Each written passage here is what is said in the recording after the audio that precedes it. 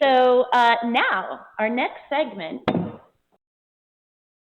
basically, we're just going to sit around and talk about technology. I think Johnny has some cool things to introduce to us and tell us about what he's doing. Introduce them, but first, can I sidestep a little bit, go back to Rolf's segment? Oh, yeah. Because he's talking about, like, traveling and, without technology and going away, vagabonding, going 6 weeks, doing 6 months, and not really having much at all. Mm. And for me, growing up, I traveled a little bit and didn't really have much. But now, as we're getting into, he's talking about technology in his new book that obviously isn't out yet. When I travel, I go to a lot of events and things like that. It's usually, to write because I do a lot of writing myself. I can't travel without my cell phone, a tablet, and or a little a laptop, some sort of mini computer of some sort, because laptops are just too heavy to deal with. Mm-hmm. Something to shoot video with, something to tweet with, something to write with, a little bit of everything, and obviously the batteries to charge them. Mm-hmm. If we could get him back on the show, that would be awesome when he starts to get in that. Because for me and a lot of other writers that I know, it's like next week I'm going to Macworld in San Francisco. And anytime I go to a convention like that or anything, it's, travel around, oh, look, tweet, Instagram, send photos, look where I'm at, look what I'm doing, check out, Western Digital, they're doing this. And then, at a certain point in the day, I got to charge my laptop because I'm writing about it or charge whatever. So I'll sit in a hallway with a bunch of other people. And there's like cord.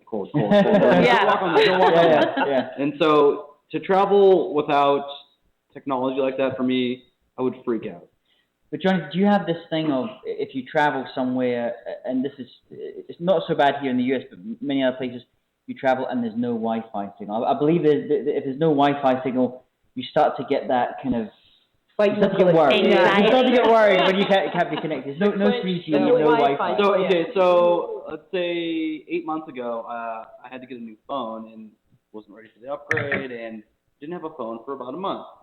So I relied on a tablet that was only Wi-Fi capable.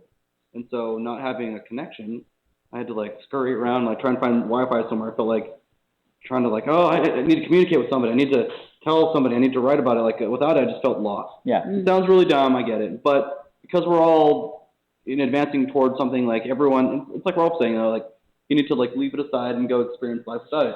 We didn't always have that. You without it, you're forced to just explore, go find something. Don't rely on Google. Don't rely on that. Go and live your life. There's maybe a gadget in there, a solar panel hat or something like that that you can actually. There's backpacks. There's little chain-on straps that rely on things like that. You invented it. Yeah. There are cars with solar panel roofs. Yeah. So you wouldn't travel across seas with a car like that. But I guess you could if it was a boat or something. You were Mitt Romney. You could put your dog on too. I'm not. Yeah.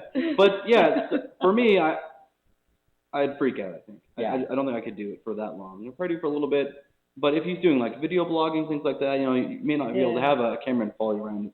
Who carries that kind of equipment? I have a phone or a tablet or something to shoot videos, send it to the internet. Mm-hmm. So I have a question for you, Johnny. How long did it take you to be addicted to the technology and realize that, without your iPad or your iPhone, you had nothing?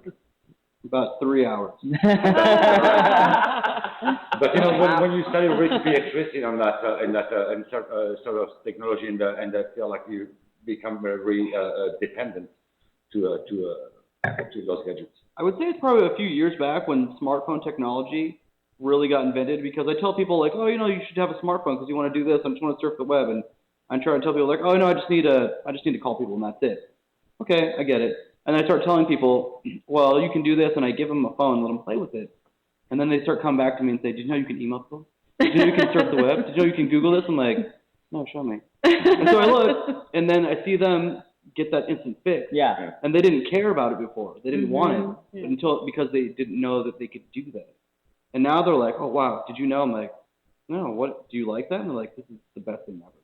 And that is amazing, because I was thinking about it the other day, I haven't used my cell phone to make a call in a long time. Yeah, likewise. Because I use my phone for the apps, I use it for surfing, for email, but I very rarely make calls from it. Does that make you phone phobic? I'm absolutely phone phobic. I am too. I am as well. I don't like talking on the phone. No. Most people I know now, do not check their emails unless they will just clear the notification. So if you leave me an email, just say James. That's it. Yeah. I know you called. I get it. Yeah. Thanks. I'll call you back. How does that work? No, I mean like Not an email, voice. I'm sorry. Not email. Yeah. Oh, voice email. The big Well, chunk of technology in here. Google That's what Voice. I You was can leave a thinking, yeah. voicemail. It goes to email, and then it's a voice. It's complicated. Just But say James. just say- Or just call and he'll see that yeah, you you'll tried see to that call. I called, and I'll call you back. Yeah. Don't need to guess. Oh, you're probably out in the world or whatever. Yeah. I'll call you back. Well, I like people to leave a voicemail saying exactly what they want or the Exactly. point, because otherwise I feel like I'm wasting time Just calling listen. them back to find Yeah. out if we really needed a phone call. Yeah. But some people will call and they'll say, "Oh, I just need to speak to you," and then Yes, you say, "Well, but just Why? give me a little bit of a that gives a me that clue." like, Yeah. There's no nice. need for that because you say, "Look, it's about this, it's about that. Email me." You can. But you do that all the time. Oh, You're like, call me back. Because, either way, I guess, I give you a choice. If I gotta talk to you, I want you to call me back. I wanna call you like for no stupid reason. Right. So, He gets called back. yeah. They call him back. Well, and I still prefer to talk to the person. I don't get the inflection on the text. All I get is the immediacy of the information that they need, and I don't understand, there's no, Nuance. that's it, Yeah. there's no nuance with the Mhm. text for me. Well, I think Not we much all there, yeah. communicate differently. Right. So Rolf was talking at one point, and he was talking about people who go around with the guidebooks, and then we start talking about the apps. But then it seems like the next thing, and Going I'm- more into technology. is are what I was you saying? wearing these tonight? Are you wearing the Google Whoa. glasses? So no, Let me but pull this up. Go ahead. What we're talking about is Project Glass from Google, and it's a form of augmented reality where you're allowed to walk around and see the world through a different view. You can see Foursquare check-ins, places to go, maps, things like that. And let's say, from Rolf's point of view, and let's say 5 years from now, it's going to be a lot sooner than that. But if you're traveling, you have these pair of frames and a little piece of glass, depending on who makes them. And you can voice search, you can do things like that, and say, I'd like to go down to Times Square. And then gives you a little map, pops up, and it pops up in front of you. You can text people, it's basically your smartphone / computer in the form of your frames. Right. And we have a picture of Sergey Brin, Yeah. who is just on the New York subway, I believe. This is from Huffington Post. He does look like a He looks a Croatian little hitman. thuggish. I must admit. A little bit just He to- looks very confident. Yeah. And that bag, what's in the bag? Yeah. Sandwiches. But anyway, he is wearing the Google Glass. So I have a question. Are these glasses is it a computer of itself on its own without needing connection to anything else? Or do you have to have an iPhone? Do you have to have a computer? Do you So need I a don't Wi-Fi have a pair connection? yet, and they're not even released yet. I mean, obviously he's wearing them, and they're still in beta mode. And some people I know are still trying to get them. As a developer, you can get them. Not quite out there. Obviously, he worked for Google, so. So how do they work then? Does it come up with a complete cinema screen on each eye? And does it No. work out where you? So Where there's you a going? few different versions that I've seen. Google, what's called Project Glass. Google Glasses is what he's wearing, and it's just the frames, right? Just this top part, not around the eye, and a little tiny piece of glass up here in the right-hand corner. So you're viewing as you walk around normal, but if your eye tracks up to the right, you can see the little computer monitor screen, and then it interacts with your eyes, and then a lot of it is voice technology, saying, search this, text this person, shoot video, etc. So they can be using all these like Siri. Well, obviously it's Google, so they're not going to have Very- Siri. very but these similar. Siri type commands, like, and I was speaking with some companies the other day down in Silicon Valley who are looking at the possible use of this. So it's going to actually be great if you're at a conference where, as you're walking, as you're going throughout the conference hall, it's pulling up information on all the different people because it's also going to be connected to Facebook facial or facial recognition. So suddenly it's going to say, Oi. Susan, my. this is her She's your job. This is friend. what she Don't does. ignore her. So She's your she's a Facebook friend. friend. Yeah. So this is kind of, but what's everyone's feeling here on the creep meter? How does everyone feel about that? Well, I like the fact that it could tell me who I'm talking to, because I am world's worst with names. I mean, just to have their name right there in my right eye makes me very happy. But the fact that they can recognize They me, can see your eyes going up. They're like, oh, hi, John. You're like, your eyes like twitching. and if you have a spastic eye, I'm afraid how many names could come up. Yeah. How many people are you going to email by accident? But interesting, there's a company, I think it was today on TechCrunch they announced it, another company has made a set of glasses, which but it's kind of similar to these, but what they do is they block out the facial recognition. I'm not quite sure how they work, but they stop the facial recognition parts from working. And so there's obviously, there's a lot going on. The Oakley brand, or? I'm not sure what. Because they're making a pair. Yeah. Not quite as capable as what these do, but very similar. That's a serious bit of face furniture, isn't it? Yeah. I have a comment to make here, because I think those glasses you're talking about, I think I saw them in with movies like the Terminator and you know, those kind of thing where, like, you know, the guys are looking at, you have all those numbers. Right. And you know, and kind of like makes me think that you know, writers and or movie makers, filmmakers have the science, the technology is following that. So whatever they create during the course of a movie, like Star Wars and the new uniform for the armies and things like that, this is something we've seen in movies like years and years ago. Oh, definitely. And that's catching up. I mean, it just is funny to see that kind of technology be available from, you know, that was, you know, Star Wars back then, and now here it is, or laser things. Very futuristic. Yeah. There was an anime I used to watch a long time ago, and I can't remember the name of it, from Japan, and same concept. It was just like the one frame. And Japan did it a long time ago, like an actual thing. But it's the same concept with Google Glasses, and it was just like a white screen that allowed you to see through it, and it basically allowed them to fight each other or whatever, but it told each other person everything about that person they wanted to know. Yeah. So what do they call them? Google goggles? Google Goggles. That's another product. A whole other product. That's right. Underwater. Yeah. Really? Yeah. Oh, wow. That's something No. else I've invented. Well, you're welcome, Google. Underwater Google goggles. Yeah, but what's another fascinating application for this now is you may have seen, if you go into Google Maps and you can do the street view and you can go around. Now what they're doing in a lot of buildings, I don't know how much of this has been publicized, but what they're doing is they're actually doing a lot of schematics of the insides of buildings now, actually going inside. Now, if you can imagine, you're now in a room like this. If I'm an electrician, I can suddenly look around using my Google glasses, and I can see all the electrical points behind the walls. I can actually look behind the walls. So perfect for thieves. Perfect for thieves. So you can find a restroom. So one of the biggest questions we get here in Two Sweet Social Club is, where are the bathrooms?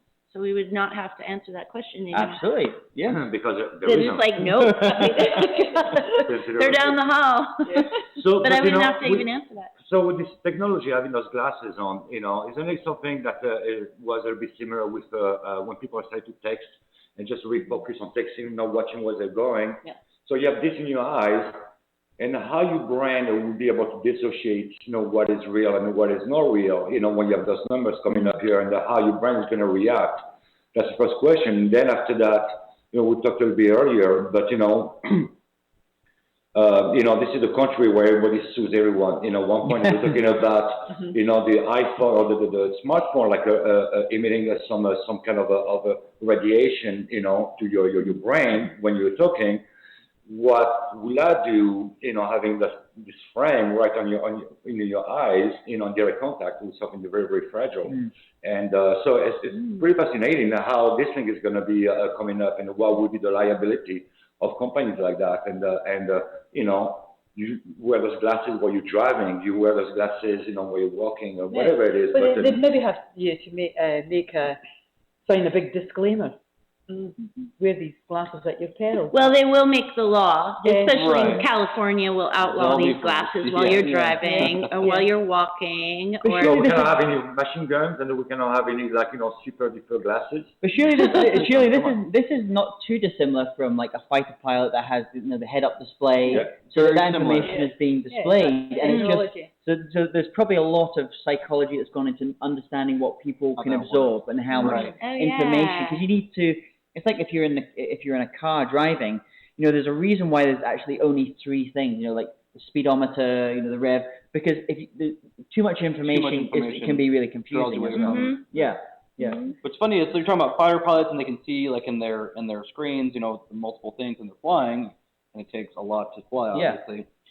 So the Google Glass, you guarantee you won't be driving if you have them on, because at this point in time, whenever that is, your screen or your glass on your car will have that built in. The next thing is that we're already having cars that are driving themselves. Google has one. Yeah. A couple other people kind of are putting them out there. Right. So cars will be driving us. It'll be telling us where to eat, where to go, where to travel.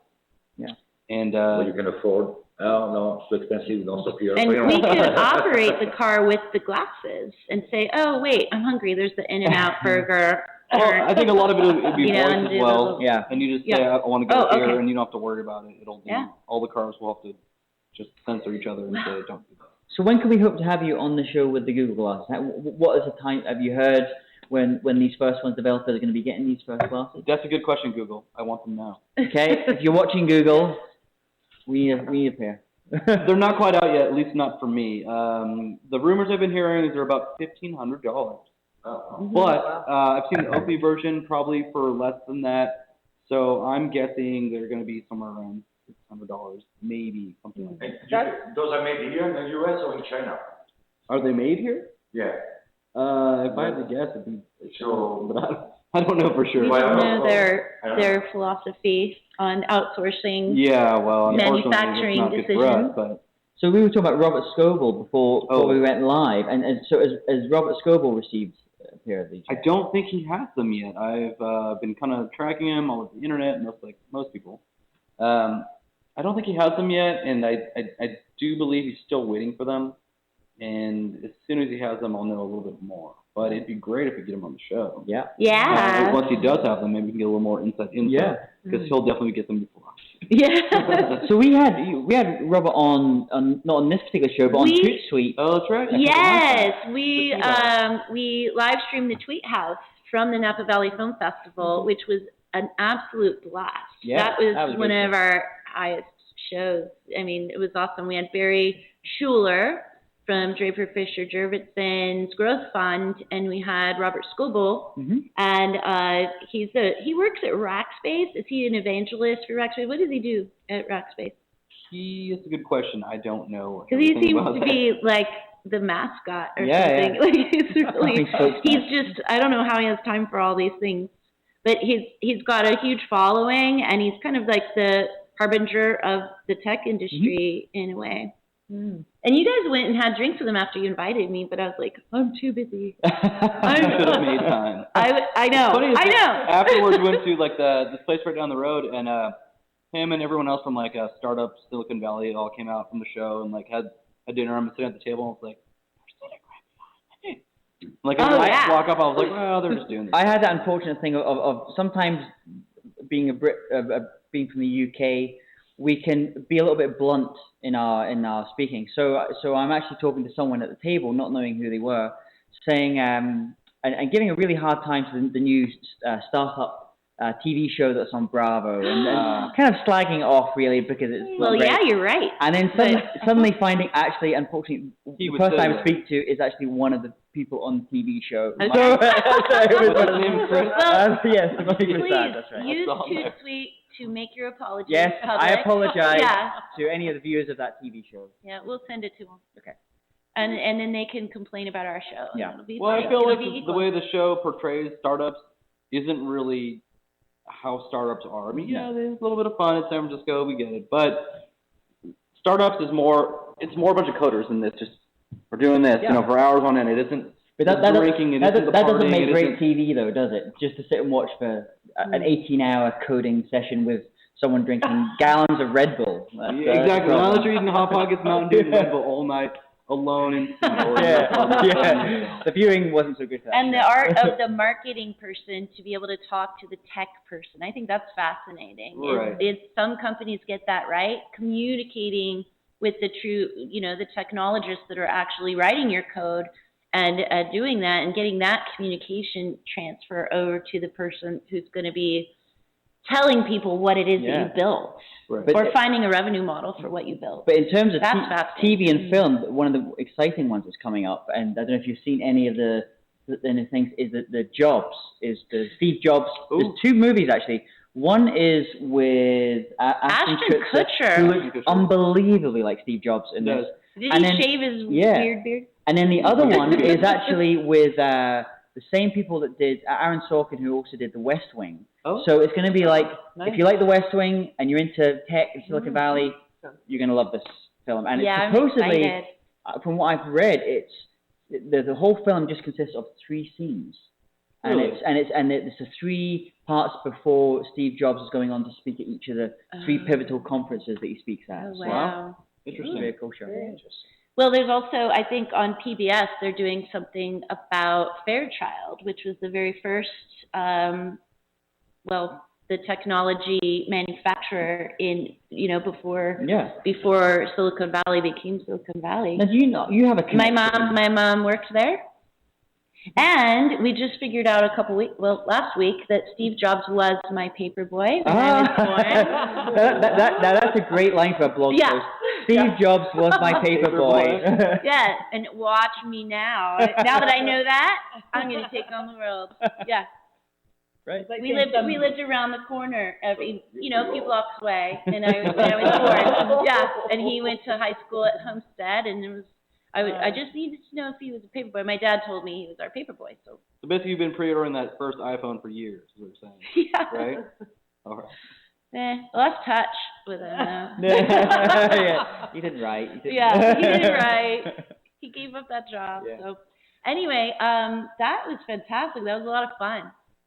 Yeah. Thanks, you guys. Thank you. And it was great having Rolf on the show, and awesome. I think I'm certainly kind of thinking travel. GPA. What was the name of the website? It's just Rolf. Rolf Potts. Yeah, and vagabonding.net was the other one. RolfPotts.com. There was another one he said. Vagablogging. Oh, Vagablogging. Well. Yeah. So I want to go get his book now and read it, and then I'm anticipating the new one, the technology version. Yeah, that will be because I'd like to see how it's transitioning to absolutely. not having technology and going into this is kind of where we're going. Yeah. Mm-hmm. Yeah. Mm-hmm. Great. Well, we have, and then hopefully he'll come back and talk to us some more. So. What works, what doesn't work. This thing is shit. It's very cool, but Now, sorry to say, it's 6 o'clock in Napa Valley, and so it's 5 o'clock somewhere else. Somewhere else. So we're going to break out the whiskey that we had last night and take it another direction. So thank you very much, everyone, for joining us. Thank you, hosts. Yeah, great. Thank you, Rolf Potts. And thank you, Reynolds Family Winery, for the beverage that we enjoyed very much. So we'll see you tomorrow night, where we have our film feature. And we're going to have also a really special treat with Ian White of 7x7 Magazine and Napa Valley Life Magazine. He has a section in Napa Valley Life Magazine called Mischievous Inc. And that he has some people coming that are just really cool and give you an idea of what it's like to be cool and young and awesome in Napa Valley, and some of the things you can do. Am I allowed in? Am I allowed in? We're allowed to partake of this lifestyle. But Napa Valley has kind of a funky kind of reputation for not, maybe being a little stuffy, or maybe being a little haughty-toddy, haughty-toddy. That's what or, and it's really not. And that's sort of why we started Toot Sweet and 5 o'clock somewhere is to just showcase all the other things that we have going on around here. It's really fun. And you're welcome to stop by our studio as we have enough seats for you. And please let us know. Contact at tootsweet.com, Facebook.com/5 o'clock somewhere, or Toot Social. And our hashtag our @ for Twitter is Toot Social and 5 o'clock somewhere. So we will take your questions, and you can actually log in and be on the show with our guests. So please enable your webcams next time, and we will see you soon. Thank you. Thank you. Bye. Thank you. Well done, guys. Well done.